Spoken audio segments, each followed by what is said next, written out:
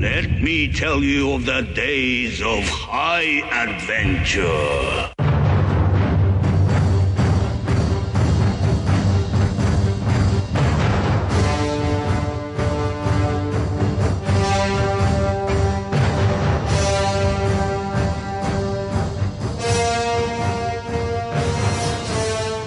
Hey, what's up, everybody? I'm John. And I'm Kevin. And I'm Mike. And this is 6 Degrees of Schwarzenegger, the podcast where we take a long, hard look at some of our favorite action movies from the era of Arnold. Schwarzenegger is the icon of the genre, and we're taking a deep dive into some of these 80s and 90s cult action movies and breaking them all the way down.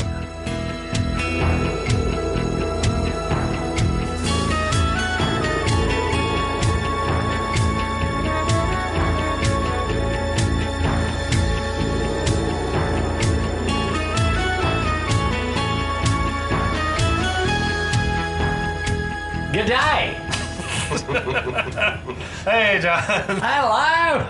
Oh, can you sweep my chimney? Hey, we're some bunch of friends. Wait, what? Are we in Victorian England? Yeah, sounds like it, huh? No one ever accused me of being a good Australian accent impersonator. Welcome back for episode 2 of our breakdown of Crocodile Dundee. And welcome back, Mike, the original, the best. Glad to be back. Oh, man, we're so glad you're with us. And also greetings to everyone listening on the Last of the Action Heroes podcast network.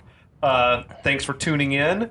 And if you're listening to us on our feed, go check out the podcast network. They have awesome podcasts about Stallone and Seagal and Van Damme is a new one they just added. Yeah, there's going to be some Van Damme content coming soon. James Bond stuff was living over there. And you won't be sorry for long. Dolph Lundgren. Yeah, there's tons of awesome stuff to check out. So by all means, do so. But I'll tell you what they don't have, Kevin and Mike. They don't have a Paul Hogan podcast, and that's where we come in. It'd be like 3 episodes long. Now, the crazy thing about podcasts, you can podcast about anything. I remember when I first got into this stuff, there was a podcast about dog sled racing, right? I mean, sure, how yeah. specific can you get, right? There's probably a dozen now. Yeah, exactly. So you got to think that in Australia, there's a Paul Hogan Oh, he's podcast. probably doing his own podcast, Yeah. getting paid. I guarantee you he probably is, just like talking about his life and exploits. In Australia, they call him Hoges. Really? That's like his That's little pretty nickname. sweet. Yeah. That's He's pretty sweet. Hoges. It's Hoges. Hoges. Yeah. Anyway. So yeah, Crocodile Dundee, 1986, probably the best movie ever made. One of the best movies of that year. For Definitely, sure. yeah. Number 2 at the box office behind a little film called Top Gun that did all right. I also love that shit. This movie did not star Tom Cruise. Little known No, fact. it started a young 47-year-old ingenue Baby-faced. That's making right. his first Paul film Hogan. appearance. He was doing his best Harrison Ford impersonation. Yeah. Actually, I think he was just doing his own impersonation. He had his own vibe. He was Better doing his late own than thing. never. Oh, I mean, if that's anything that we can learn from Paul Hogan's life story, it's that it's better late than never. Man's Yeah. 83 years old and still, one assumes, living in the lap of luxury. I feel like Paul Hogan wasn't really acting in this movie. I feel like he was really playing himself. And they just put a camera in front of him. You're probably not wrong about that. So I guess I will get us caught up on what happened in the last movie. So it opens up in the last movie. I'll get us caught up on what happened in the last chapter. That's so the in Foster's talking, folks. Yeah, we are drinking Foster's tonight. It's Australian for drunk. I think it's American for Australian for beer. It's not bad. No, it have zero tastes like complaints. beer. So in the first chapter, we overhear a conversation between Sue and Richard. Richard is in New York. Sue is in Australia. He is her kind of boss. She is doing a story or wants to do a story on a guy. He's her erstwhile lover. Right, and they're lovers. Anyway, long story longer, she's in Australia to do a story on this guy that dragged himself out of the swamp after being bit in half by a crocodile and lived to tell the tale. When she gets there, she finds that he is a pretty good dancer and a rabble-rouser in the local pub. Anyway, for $2,500, you too can fly to the Australian outback and have your story told, or have your story garnered by one Mick Dundee, played by Paul Hogan.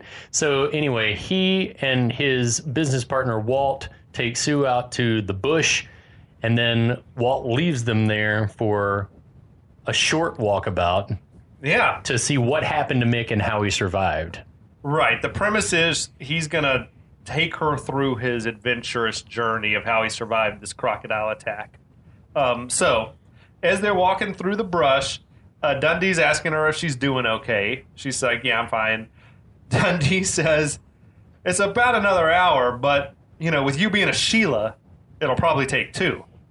It's like... Misogyny. Misogyny. Sue's annoyed by that. She just says, well, I guess I'll just do the best I can. And he's like, yeah. Yeah, that's all you can do. You're a woman. The thing is, to me, Hogan does a great job, yes, he's sexist.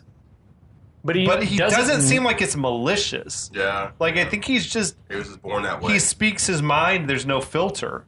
Right. Which isn't always a good thing. No. But I don't think he's like, I hate women. Yeah. I think he's just like, you're a city girl. You're going to slow me down. I'd be cruising. And maybe he would be, but... Yeah, and I think he would say the same thing if I was out there with him, right? Not that I would be a Sheila, but I would think that he would say, you're a city You're a slicker. tenderfoot. Yeah, you're not used to the bush. Step your game up. But he is, making whatever, I guess, prejudiced assumptions about who she must be when he doesn't really know her. But no one would move as fast as him by himself, surely. He'd just run it. Anyway, they come to this dried riverbed. Dundee shows Sue the remains of his boat. Mm-hmm. It's wrapped around a tree. It's got a big bite, like a chunk taken out of it. She's asking him how big was that croc, and he says it was 16 to 18 feet. Jesus Christ. That is huge, right? Yeah. Yeah, I mean, I don't know. I don't know. That's longer than your car. I don't know croc sizes, but that sounds like it's a big croc. Big ass lizard, man. So she says, and you were out here hunting crocodiles in that? No, that's illegal. I was just fishing. And I like the way he says it. It's everything. The way he says it, he kind of does this slow, nah, that's illegal. That's illegal. Yeah, it's a great performance for a guy who's not a trained actor. Yeah. You know what I mean? It's all in the Totally agree. eyes. You could tell, they understand each other. Yeah. But Big he's time. I'm not going to tell you that I was out here hunting crocodiles. So I wanted to talk about this a little bit later, but I guess we should talk about it now. I've never understood why crocodile hunting was illegal. Now, I understand why. I kind of get it now that I've done a little research because I guess they were endangered at that point. Mm-hmm. Okay. But you would think like elephants, sure, anything that people hunt for shitty reasons. over hunt, Yeah.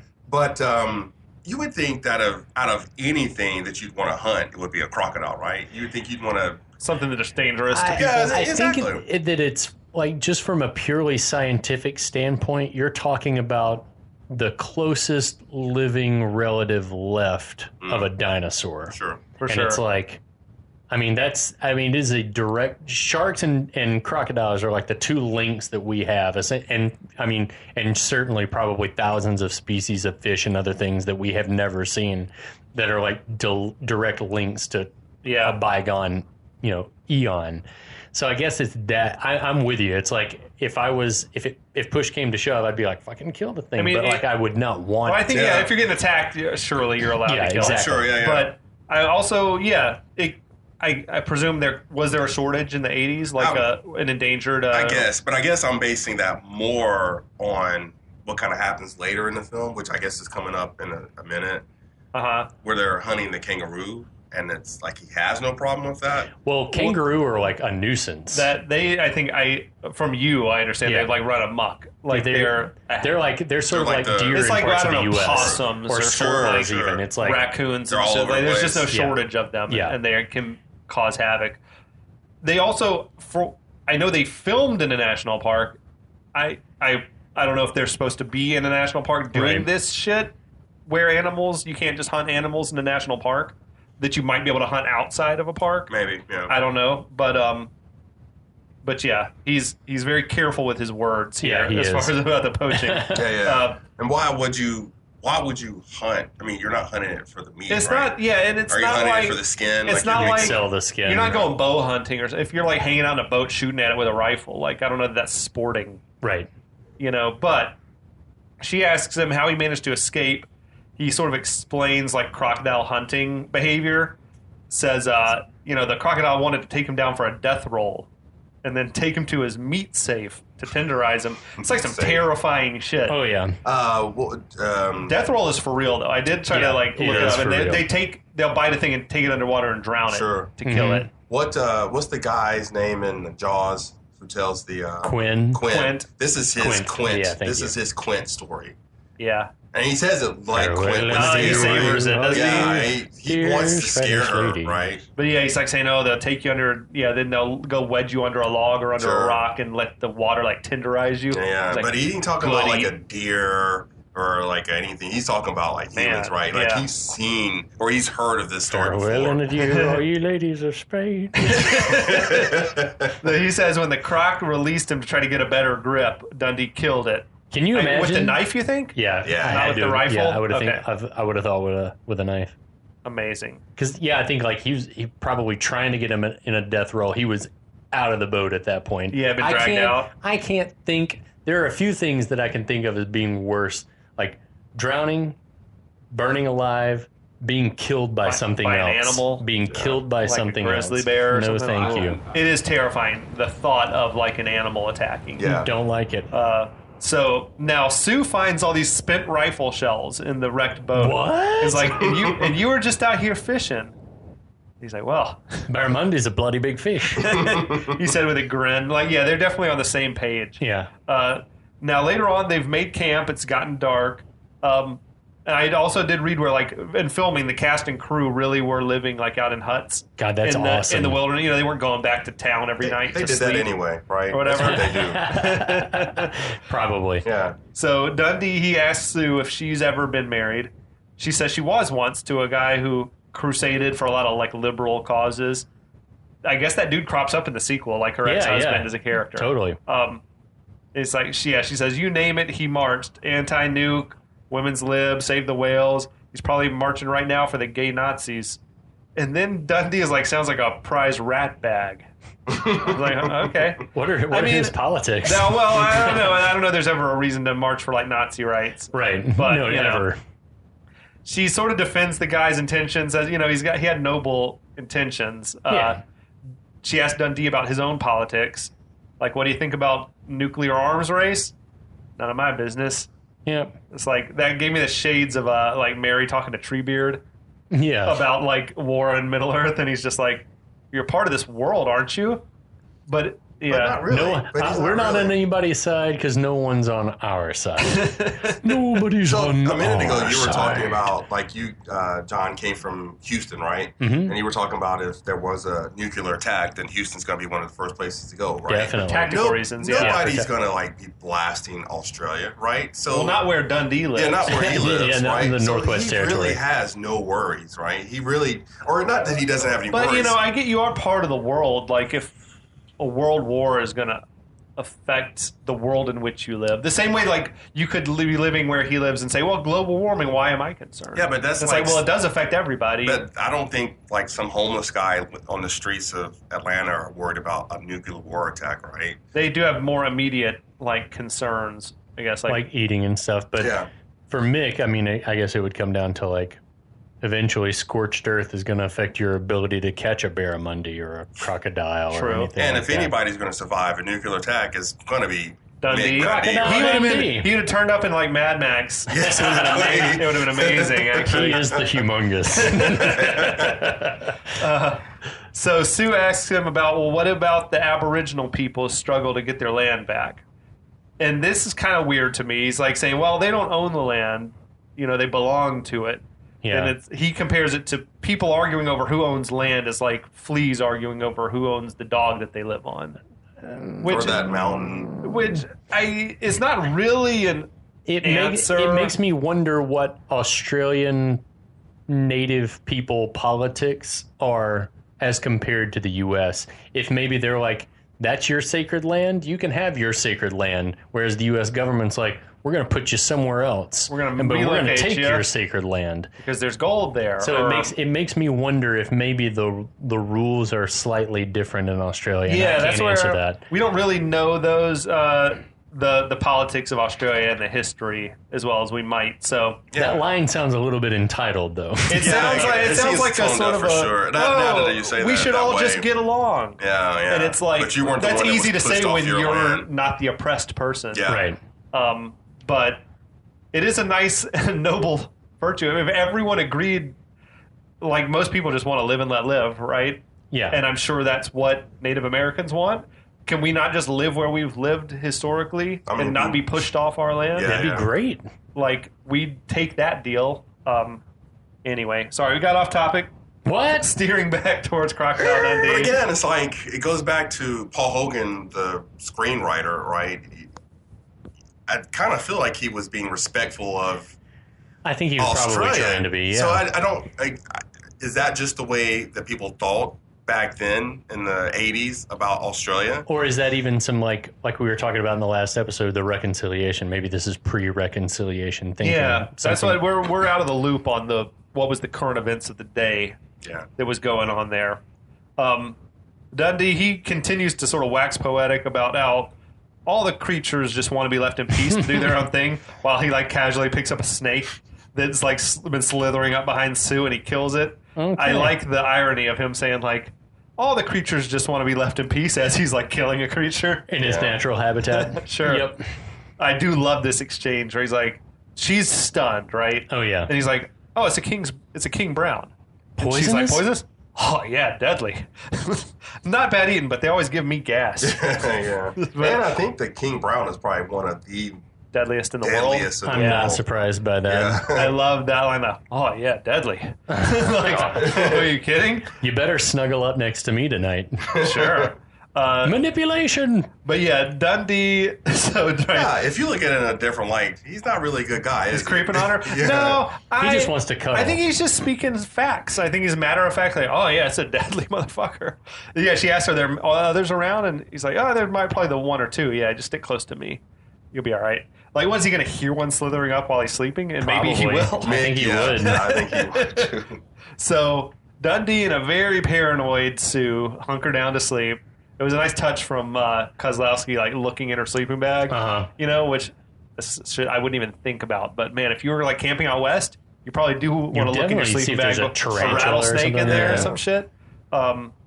So Dundee thinks he hears something, Right. and he's, you know, and she's like, "What is that?" He says, "Oh, don't worry, it's nothing." Goes to sleep. It's like, What the?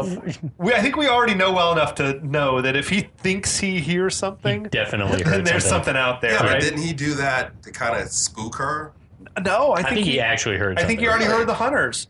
Yeah. Like he might have heard those truck engines 5 miles away or some shit. So the way I saw that scene is he'd already killed the snake and she's already spooked, right? Uh-huh. And so then he wants her to be close to him, right?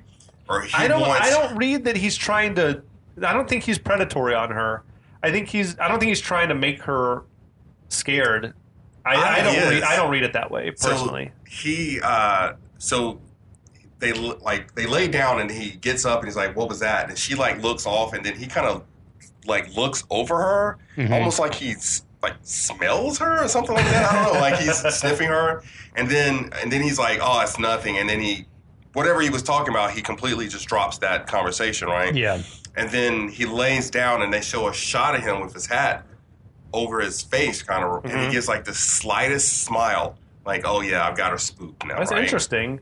I personally want to believe the best about Dundee and he's just straight up legit, but he might also be trying to give her the experience of. It'll be a good story if she talks about how scared she was. Now, I think there is no harm in playfully teasing somebody. It's kind of like, you pull the girl's hair, like, but you really like them, When kind you of were a deal. kid. Yeah, totally. Not I now. think it's now you I can. tried that the other day. She didn't like Now it. you're getting locked up, right? But I'm saying I think it's a little bit of the pulling of the hair, right, to tease them, because I like you, but I'm going to tease you a little bit. Okay. Bolstering, like, the fact that he might have heard something is, cut to, she snaps awake, and there's gunfire and revving engines, all sorts of commotion. Dundee's gone. Right. She goes towards the noise. She finds, like, these drunk guys in 4x4s just shooting kangaroos for fun. Right. As they whip around in their trucks. North Georgia. Yeah. It's those same dudes from the pub. Right. The same assholes from the pub. Yeah, so Dundee is there. He grabs her, ducks down as bullets whiz overhead. Dundee tells her it's those city cowboys looking for kicks. She asks, what are you going to do about it? And he's like saying, he seems content, whatever. There's no law against it. Like, yeah, right. That's always bothered. I mean, and like I guess you explained it a little bit earlier that kangaroos are it is shitty. They're sort of like, this is not my personal view, anyone listening, but they're so prevalent. They're all over the place. It's sort of like a vermin situation. Sure. Yeah. But I also think that when you think of Australia, you think of kangaroos, right? Sure. Right. Like that's like literally one of the first things you think of. And I think it can bother you as a human being with emotions and feelings. Yeah. And also not be illegal though. Like the same way that people will go and pay however much money to go hunt a lion. Mm-hmm. And that bothers me, like that people do that to a majestic animal, sure. Yeah. But it's not illegal, I guess, if that's what you want to do. If you get your jollies from killing, I fucking feel that way about squirrels, and people are like, squirrels will ruin your house and they'll do all this shit. And I'm like, it's a fucking squirrel. I'm not going to kill a squirrel. Invite it to live in your attic, though. Yeah, exactly. I do have a garden. No. I'm not a big squirrel fan, but it's always just bad illustration. Yeah, it's always just been bad. I've never understood. I've never killed a squirrel. You never kill a squirrel intentionally. You just want it to not eat your shit. Sure, right. It just always struck me as odd that killing a crocodile, which is literally dangerous and can kill you, was always like frowned upon. I'm not saying you should kill anything, but it's just weird that killing a crocodile was like this big taboo bad thing, and then killing kangaroos was like no big deal whatsoever. Right. Well, I think he finds it distasteful. Yeah, that's a great word to use. But I don't think that he's like, I'm not going to go and interfere. Like, it's the same as any, like... I don't have the right dudes to can be in it. a bar acting obnoxious, but they're not breaking it. Like, I'm not going to go tell them to shut up or whatever. Right. I don't know. But when Dundee sees how much it's upsetting Sue, he's like, he does take action. She's got a point. Like, there's no sport in just getting drunk and shooting at animals for fun. Yeah. Like... They're not even like, it's not like they're harvesting the fur or the meat for any reason. Leaving them dead. They're just out here to have kicks on the weekend or whatever. But so one of the drunken cowboys hops out of the truck to take a piss. It's that dude that Dundee laid out earlier with the punch. Yeah. He spots a kangaroo staring at him. He tells his boys, like, shine a spotlight on yeah, it. shine a spotlight. And they see the kangaroo's got a gun. What the fuck? Shots ring out as Dundee is like making a variety of just very dangerous shots. And it's like throughout the movie, Mick almost kills a lot of people. Like he shoots the first dude in the gun that he's holding. In the gun that he's holding right in front of his abdomen. Shoots out the spotlight that the dude's holding. And there's no way he's getting good aim. Shoots with the way a beer he's shooting. can that the dude's holding. He's that good, I guess. I think he's that good. I think that that's one of the... I don't want to say frustrating, but that's the word. That's the only word I can think of. I think that's one of the frustrating things about the movie is that Mick has to tell these tall tales about himself, but he's actually the person that he pretends to be, right? I think every single shot that he made, he intended to make that shot. Like he intended to shoot the guy's gun. Sure. He intended to shoot the light out. He intended to shoot the beer out of that dude's hand. Now, right? maybe he doesn't think of himself as anything special, but he is special. But maybe, like, if you're Superman, if you're the Beastmaster, do you think of yourself as like, I'm really special? I'm the Beastmaster, or are you just like, I wish, like, I don't really like the attention. This is Kodo, and this is Podo. Yeah, but then I just don't. Then why go through the whole tell the tall tales part of himself? I guess he was. Did he spread his own legend, or was it more Wally? It's building up this legend. I think he's playing the part. Wally did. This is all Wally's fault. That bastard. But man, that shit was crazy. Yeah. Like he's just shooting at these dudes without taking proper aim at all. Okay. He's like supremely confident in his kangaroo accuracy. Skin costume. Yeah. So the city cowboys, they flee for their lives, and Sue's cheering. Woohoo! Dundee sort of stands up from behind the kangaroo, gives her a big smile. And it's one of those perfect like movie moments. Oh yeah, with the like music and everything. The rifle and the light behind him. It's a great shot. That's why I love fucking movies, dude. So the next morning, Dundee pulls that shaving gag where he's like using a razor, a Bic. whatever. But when he sees Sue coming, he puts the razor away and pulls out his giant knife and is pretending to shave with the knife. I think that joke and the watch joke are two of my favorite jokes. Yeah, of like I love so it. good. Yeah. And I think she's onto it. Like, doesn't she seem to give like a chuckle? This. No, I don't think she knows. I thought she did. Which is so funny because he puts the razor like It's right tucked in in his his waistband. tucked in his pants, and he leaves it there. Yeah. So she could clearly see it if she wanted to, right? Yeah. So Sue, looking fucking incredible. She takes her tape recorder. She begins, like, I guess, taking notes for her story. Right. She's like saying the landscape is, it's beautiful, but it feels empty, and there's a sense of being alone out here. Dundee is listening to all this. He chimes in, well, you're not alone because I'm here. And she says, yeah, but I think I can imagine, how you must have felt or how I'd feel myself if I was out here alone. And he gives a chuckle, and he's like, a city girl like you wouldn't last 5 minutes out here. This is man's country, which is kind of like a little cringy. Okay. That's a little shitty of him because he's kind of literally laughing at her. Right. Like, again, I don't think he means, though, for it to be hurtful. I think he's just like, oh, you wouldn't last a second out here. And maybe he's right. I don't would say to me, right? Yeah, it's just like I'm an old school dude, and like there's a spiders, and you don't know what you could eat, and whatever else is going on here. He's just extremely blunt, I think. Yeah. And also, I mean, the Australian outback isn't like walking through the woods in New York State, right? Like, the Australian outback is a lot more dangerous than... Everything can kill you. Yeah. So it's not just that she's a Sheila, but it's like, this is literally the She's Australian an untrained outback. This is a different world. Yeah.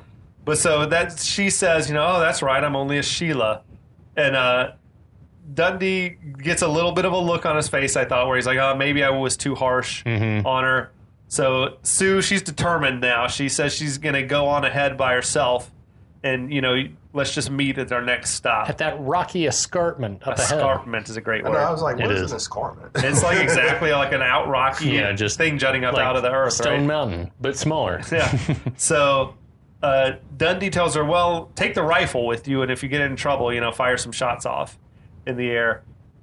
She picks it up. She's checking it out. He very, patronizingly he says, that's the dangerous. But again, I think to Mike's point that I think that this is Mick Dundee maybe a little bit playing the part, but maybe also he doesn't know that he's being misogynistic. I think it's just the world he grew up in. Yeah, exactly.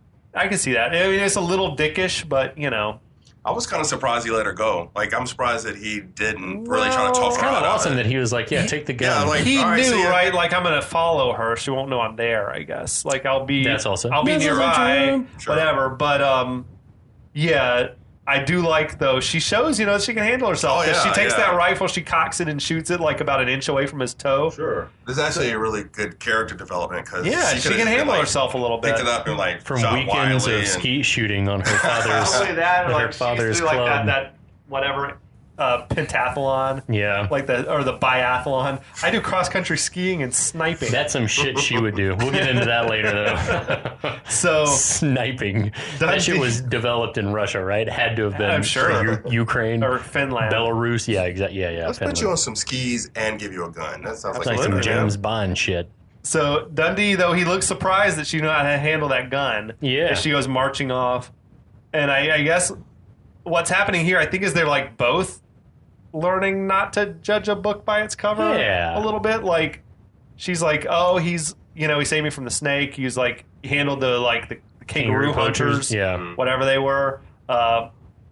Now, as she's making her way through this rugged terrain, we got real tense music is playing. Mm-hmm.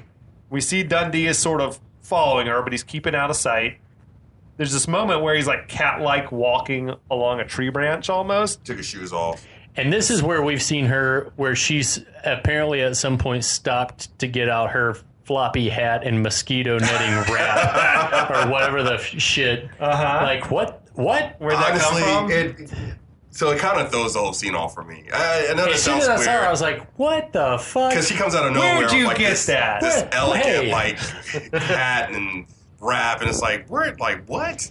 I feel like even someone that is upper crust. No, it's out of place, completely out of place. I don't understand why I don't understand why she wears. I understand why she wears a hat, but it's kind of like Romancing Stone, where he was like, "No, you can't wear these high heels and out shit." in the why are you wearing that stupid hat? Like, I don't know. Yeah.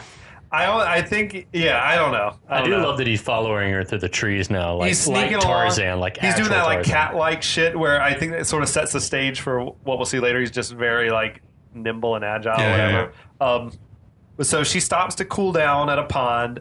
She strips down to her swimsuit, and Dundee's reaction was the same as my own. I think, man, when she takes that skirt off, it's like, holy shit. Like, that image is burned into my brain. That was, like, the moment, I think, that I realized how pleasing the female form could be. Way to go, Linda. Yeah, dude. I mean, 10-year-old Kevin was like, holy shit. Yeah. So it kind of makes you think, like, why is she dressing like that in front of Dundee anyway? Not that she knew that he was there watching her, right? But she still put that swimsuit on, right? Like, that's not a normal... It's not hiking gear. Yeah, that's not a hiking swimsuit, right? Yeah, she's kind of doing it fashionably. Yeah. She's like... Which explains the hat and the scarf and everything. Her mosquito net scarf. Yeah, but man, it's like, whoo, she was stunning. Way to go. I think presumably she might be single right now. How often do you think she's asked about that scene? Like Linda Kozlowski. I don't know. I wonder if she's on Twitter. I'll look for her. I'll slide in those DMs. What is she, like 60 now? Oh, at least. He's 83, so yeah. Yeah, I bet she's still got it going on, man. I'll Probably. never. I mean, they got a lot of money, right? Yeah, she probably got a good. I don't know if he had a prenup on that. She got half of that Dundee money. I don't know what the law is in Australia, but or where they got married, for that matter. Anyway, as she approaches the water, seems like Dundee was about to try to warn her. Right. I think he bolts up, but he busts his head on that tree branch and falls down. Now she's like splashing water on her face. She's going to refill her canteen.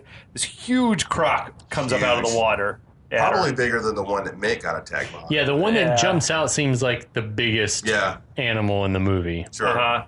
And that's a great jump scare. Big time. The thing, like, it snaps its jaws closed. It grabs the canteen that she was holding out, which was, like, strapped around her neck. Right. So now they're in, like, a tug-of-war Yeah, or whatever. I know your adrenaline would be pumping in this moment, but I don't think there's any way that she doesn't get pulled in. Yeah, she's losing at that fight moment. for sure.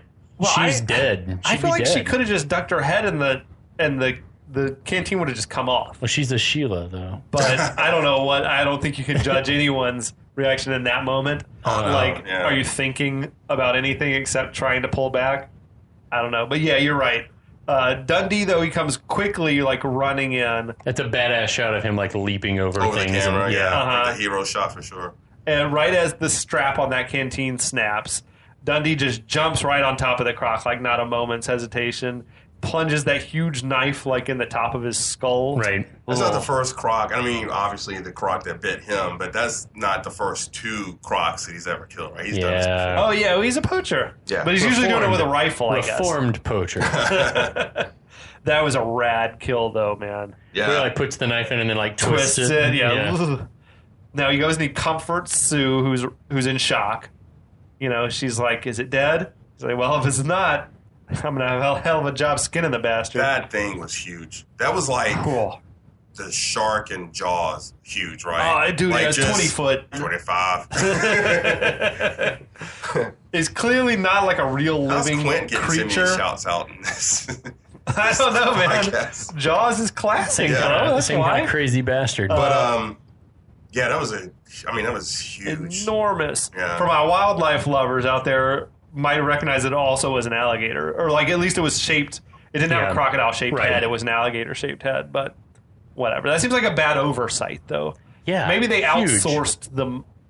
Give us a croc, and it turns up the day of from the Americans, you know, and it's like an alligator, and they're like, well, fuck. So you're saying? I just think that was an alligator. Well, I think they shape. I think it was a fake thing manufactured by men. Sure, yeah. So why not make it a fake crocodile? Yeah, why not shape the head right? Sure. But I think it was probably just a mistake by whatever. I don't know. I might axe the whole thing out of the podcast because I don't like talking bad about Crocodile Dundee at all. So now, later that night, Sue is sort of kicking herself that Dundee was right, you know, about this not being a place for her out here. Dundee tries to soothe her, saying that, you know, from what I hear from Walt, you know, these cities can be just as dangerous. That's very charitable of him. and he's not wrong, I guess. No. Yeah, I feel like he's like, now is not the time to play the macho asshole. Especially like 80s New York, right? Yeah, dude. Yeah. Pre-Giuliani. Yeah. That shit was dangerous. For real. So I had, before we started recording, I had mentioned that I don't think that this movie could be made right now. Mm-hmm.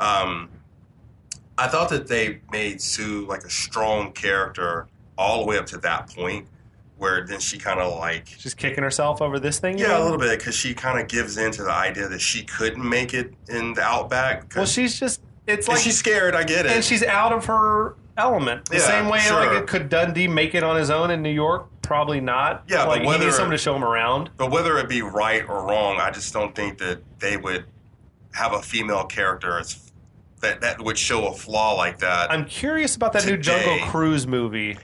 With The Rock and Emily Blunt, and if she's just a strong go-getter and she can take care of herself, or if I haven't seen it, but I guarantee she's kicking ass, and Rock is a stumbling. Guarantee. I hope so. I hope it's good. Yeah, I mean, do y'all listen to The Critical Drinker by any chance on YouTube? No, but it sounds like a thing I should listen to. You guys would love The Critical Drinker, absolutely. Does he talk movies? Yeah, big time. Yeah. Okay. Awesome. But if you get a chance, listen to him. He has like a good theory on this. I love it. So Sue asks him if he's ever lived in the city, and he says he's never been to a city, which is like, I think Paul Hogan is now so synonymous with this character that you can forget that he's not this guy. Right. Like, because Paul Hogan was a city guy. He was born in Sydney. Mm-hmm. I mean, he grew up working in the city and everything like that. But, yeah, Crocodile Dundee, never been to a city, I guess. He says he thinks that cities are crowded, and if he went, he'd only make it worse. I like that mentality. It's a nice little philosophy, yeah. Do you think that this would be the equivalent of, like, an Atlanta guy writing a movie about, like, a Georgia, like a southern... South Georgia like guy. a South Georgia guy? Would that be the equivalent? And I'm trying to think of the most rural place in North or South Georgia. If you're a like if an Atlanta guy shit. wrote like Deliverance. Yeah. Where you're maybe paying, and maybe you get by with it because you are from there. Mm-hmm. But yeah. So I'm not going to mention names, but there's this guy on the opera circuit, and he's having a great... Pavarotti. That guy's dead. He's having a great career, like, very talented guy, but, like, he pitches himself to media and opera companies as being this guy that grew up in the back fucking woods of Texas, 30 minutes north of Houston. Like, yeah, I was going to say the mean streets. I thought you were going to say it's the mean streets of the Houston suburbs. It wasn't Detroit in the 80s. Sure, let's just say that. Where were we? Oh, in the meantime, you can cut that out. In the meantime, Dundee has whipped up some sort of a balm to treat Sue's injured backside. She must have like hurt it when she. I think this is Kevin's second. She fell and scraped it. Well, I like on the rocky shoals. I like her. You know, she says it's just a scratch, and he's like, "Well, a scratch can turn septic out here." And he's like, "Come on, let me have a look at you." Let me look at that ass. He has her assume the position, and then he hears something off in the darkness, and he goes to check it out. The line. She's like, "It's like living with Davy Crockett." I wonder, is Davy Crockett something that kids today know who that is at all? No reference. I hope they do. It's a big part of American history. Coonskin Cap, kind of living in the killed Tennessee him a bear when he was only 3. Wasn't he also at the Alamo? And an Australian wrote this, so like he's worldwide. He's globally known. Davy Crockett was at the Alamo? I think so. Or that David Bowie was at the Alamo. He might have been there too. Both Davies. Not David Bowie. David Bowie was at the Alamo. Jim Bowie. Not David Bowie. If David Bowie was there, that'd be incredible. The white duke, the thin white duke. The thin white duke was there. Fucking Ziggy Stardust himself. That would be amazing. They would have kicked ass at the Alamo if David Bowie had been there. Anyway. So Sue, she hears a noise from out in the darkness, and she sees this figure approaching. Oh no! A face appears from behind a tree. It's kind of got the tribal face paint on, startling Sue. That's a scene that feels like, oh, this movie is in danger of turning super offensive. Like at that moment. But as a kid, did you think that? No, I didn't. you're as a kid, you're totally naive. As a kid, like, But you're like, oh boy, is it like? Oh. but even like if you look at What are we doing if here? you look at American like a Native American war paint, and then Australian Aboriginal tribal paint, especially like in this situation. I mean, there's something very ethereal and otherworldly about it, which I think is the point. But it's like even seeing this scene, having watched it, and I haven't watched this movie in years, seeing that paint on Neville brought back this feeling of like, wow, it's so like mystical and otherworldly. It's very cool. He has such a striking face too, Neville. But honestly, don't you think like a regular white guy could have just stuck his head out of that, and they would have been still as scary because you're in the middle of the more scary. Yeah, maybe. Like it could have been anybody that stuck their head out from behind that tree. I just found myself like, oh boy, what are we doing here now? We're introducing like now a threatening sort of person of color. Agreed. Sure, here, and it's like, but Dundee appears behind the man and holds his knife to his throat, and then Neville's high-pitched sort of voice. Mick, you fry shit out of me. He's like, so I ought to me. Sneaking off on a man when he's rendering first aid to a lady. That's such a good line. Oh, is that what you I love that joke. Neville. Dundee got a good kick out of it, too. Neville is awesome. That's amazing. It's kind of funny that he could see. This is going to sound crazy, but he could like literally see what they were doing from that far away. Like he was observing them as he was walking up. So Dundee introduces his friend Neville, is played by David Bowie. Maybe something along those lines. He's an Australian celebrity in his own right. He's a famous tribal dancer. Now, I get the impression from this that the filmmakers were like making it a priority, I think, to try to be respectful and reverent in the way that they depicted Aboriginal people. You know, Dundee asks Neville, "What are you doing out here in the dark?" Neville says he's on his way to the corroboree. Corroboree. Yeah. He's not thrilled about it, but his dad's going to be mad at him if he doesn't show up. And I think that's like I've read a lot of articles recently and listened to a lot of things, especially during the pandemic, talking about the transmission of Native rights and stories and customs here in the U.S. especially, but that it's like a lot of the younger people are like, oh, God, I don't want to do this. But then the older people are like, come on, you got to do this. And so like this made sense. I was like, oh, yeah, that makes sense. I'm into it, dude. Yeah. I think it's like it paints a more complex character than Definitely. he's, a bushman or whatever. Dundee, explains that Neville, he lives in the city, but his dad is a tribal elder. Now, another great gag, Sue goes to take a picture of him, and he's like, oh, no, you can't take my picture. She's like, oh, you're afraid it's going to take your spirit away. Like, no, you got the lens cap on. Well, first of all, how presumptuous is it of her as a reporter to be like, I'm just going to take this guy's picture without asking? Start snapping. What the fuck? The movie, though, continues to like play to our preconceptions on like what these rugged backcountry types must be like. Yeah. There's also the great moment of like Neville's wearing a Rolex. Yeah, Like, he looks at his like nice gold shiny watch, like city watch. Yeah, it's amazing, dude. So this is interesting to me. I'd always thought, as I mentioned before, like this movie Australians might find it offensive. Right. Like we're not like that. These kind of characters, especially the donks and nuggets, of the world. The pub crew is like the Australian version of hillbillies or whatever. But I'm intrigued by this because I think it was the writer Shady who said this, that he thought when they were making the movie or writing it, they did not really think that anyone outside of Australia is ever going to see this. Like it'll be a little Australian movie. That's true. That's awesome if it is.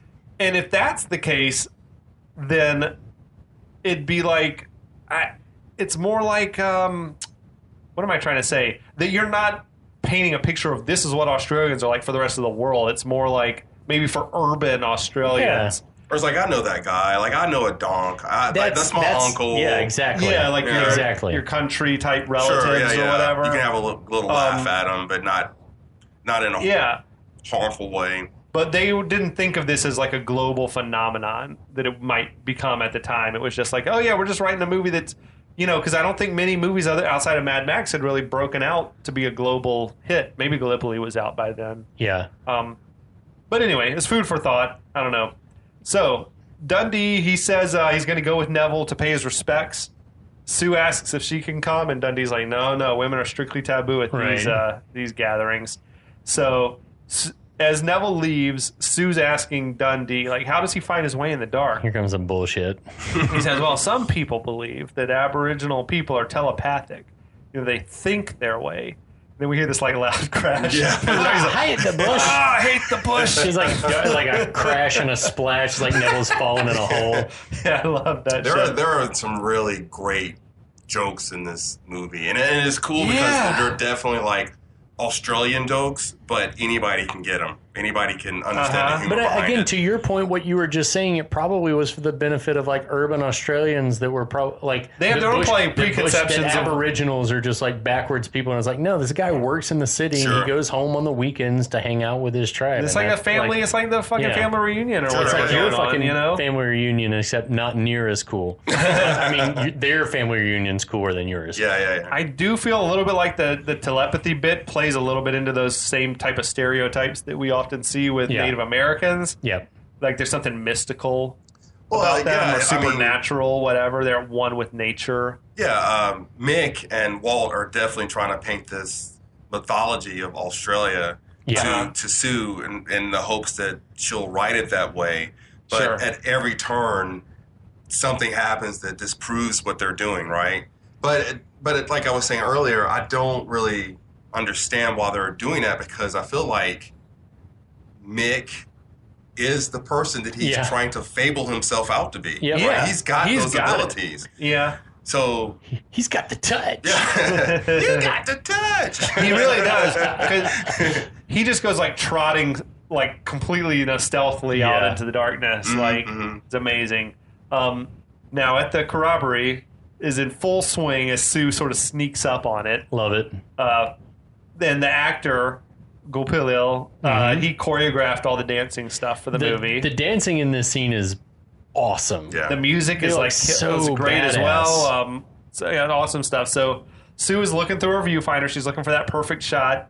She sees Dundee in there. He's got his shirt off. His face and chest painted. I love that he's accepted into the mix. Well, I mean, is this the tribe that he grew up in? Maybe. I feel like, Maybe. Or That's they why know, he knows Neville so well. or if he's like a guest, they know that he's part of the community. He's respected in the community. Yeah. Now Dundee instantly notices her as well. Yeah, that's very cool. She quickly lowers her camera and leaves. That's the moment where I think we can understand there's something about this guy. Yeah, absolutely. Right? Again, he doesn't have to keep trying to pump himself up to be something that he already is. Sure. He's a shaman. He's Billy from Predator. Totally. He knows He something's really out is. there. He just So later on that night, Dundee is returning to camp. Sue asks him outright, is he telepathic? He seems to give it some thought. He's like, how do I answer this? And then he's like, nah, it's common sense. You're a woman. You're a reporter. That makes you the biggest busybody in the world. Again, that would not fly today, I don't think, right? I mean, that line, the whole sentiment behind it. I think that he in that moment he was trying to be more joking to tell her I told you shouldn't come out. I knew you would anyway. Yeah, I can live with that. And she sort of accepts that ribbing from what if he had just said if he had said originally? I mean, he did say women were taboo. If he had said women aren't allowed, would don't come would here. that have made I don't know. Who knows? But she marvels over the events of the day. She says, that croc was going to eat me alive. And Dundee, killer game. Baller. Game was on point. He's like, I wouldn't hold that against him. The same thought crossed my mind once or twice. It's that is, hell yes. And he's not thirsty, right? He's not no, because he played it cool and he just pulled his hat down. And he's just He Han Solo'd the shit out of that. She was charmed as hell too. Yeah. He's a player for He's sure. a smooth operator. Smooth operator. Oh my God. Okay, that's a great point to leave it off. Oh, I'm for sad. this episode. I guess I need more Fosters if we're We'll be going to back and continue. pour another one out, crack another one of these. Mike, thanks fat for being boys. with us. Oh, absolutely. Yeah, dude. Enjoy being here, man. It's nostalgia. We're gonna- nostalgia on nostalgia. It made me put a babysitter on my kids all the time. We're going to tuck you all into our marsupial pouch of awesomeness for the next exciting my episode. God. We'll see you next time. Yep, we'll be back.